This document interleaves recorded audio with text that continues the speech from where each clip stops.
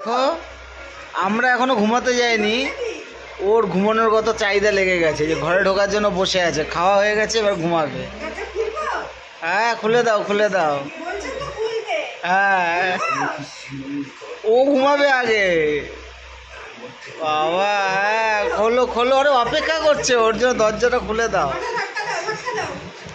আমার ধাক্কা দাও, এই ঢুকে গেল, ব্যাস ওর জায়গায় এবার সেফ। এই যে রাত প্রায় 12টা বাজতে যায়, ওর ঘুমের সময় হয়ে গেছে। আমরা ঘুমাতে যাই বা না যাই, ও আগে ঢুকবে ওর টাইম হলেই। আর এই যে মিনি শুয়েছে কোন জায়গাটায় দেখেছো? এই যে এইটা হচ্ছে ওর পছন্দের জায়গা। ঘরে যেখানেই ওকে দিই, ও এখানেই শোবে। এই চেয়ারে, চেয়ার এখানে দিতে হবে কেন বলো তো? এখান থেকে এই ডিরেক্ট একদম এই হাওয়াটা ওর গায়ে আসে।